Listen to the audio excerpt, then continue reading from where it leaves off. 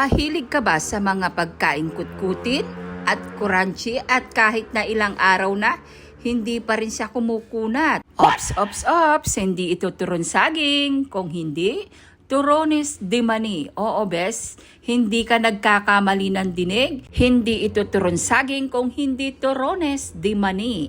So, nagtataka ka kung paano gawin ang turones de mani? Halika, bes, at ipapasilip ko sa'yo kung paano. Siyempre, bumili ka muna ng isang balot na mani sa palengke. At 30 pesos lang ang isang balot. Saka mo siya iga-grinder sa may food processor. Kung wala ka naman food processor, ay pwede mo naman pupukpukin. Tapos ililipat natin yan sa bowl. At eto nga pala yung ating gagamitin, ang lumpia wrapper.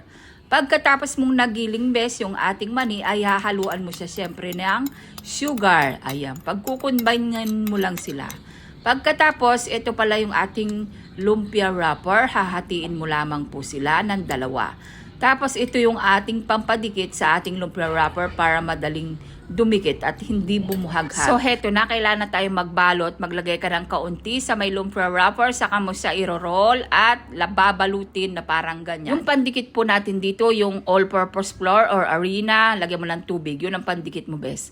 Saka mo siya ilalagay sa may kawali isa-isa sa kumukulong mantika ha, sa mainit. Tapos, saka mo siya ipiprito na parang ganyan, balibalik-tarin mo lang, ganyan lang.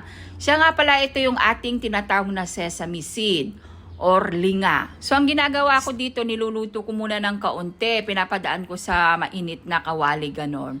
Tapos, balikan na natin yung ating turon mani. Kailangan na nating ahunin, nakita nyo. Medium rare lang ang pagkakaluto, huwag masyadong maluto, bes. Para crunchy pa rin mamaya kasi iluluto pa natin dito sa kanyang syrup. O, ito, margarine, tapos asukal na kulay brown at halu-haluin. Pag natunaw na nakikita mong ganyan, ayan, o, diba, halo-halo mo lang magiging ganyan para matunaw yung asukal. Ayan na siya, bes. Kailangan matunaw. Tapos add ka ng konting oil kasi nagdidikit na yan. Kaya kailangan add ka ng konting oil. Saka mo ilalagay yung ating piniritong mani na turon. Ayan. Paghahalu-haluin mo lang sila para makutod sila ng matamis. Ng brown sugar. Ayan. Halo-halo ka lang na maigi na parang ganyan. Dapat nakaluhit ka lang dapat para hindi mabigla. Pagkatapos, add ka na rin nung pinakita ko kanina sa inyo na sesame seed. Pwede rin mo rin naman hindi na iluto yung ating sesame seed, pero sa akin kasi mas gusto ko yung pinapadaan sa apoy. So heto na ang ating finished product na turones de mani. At alam nyo ba mga best na pwede mong pagkakitaan ito? Napaka-trending kaya ito sa online business. Alam mo ba kung magkano ang benta namin dito? Bawat isang tub ng 500 ml ay naibibenta ko siya ng 85 pesos. Or sa iba naman kasi 100 pesos kasi nga mahal ang mani.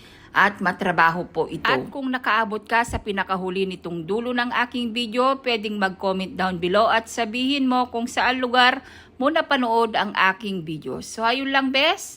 Share ko lang. Ingat. God bless. Bye!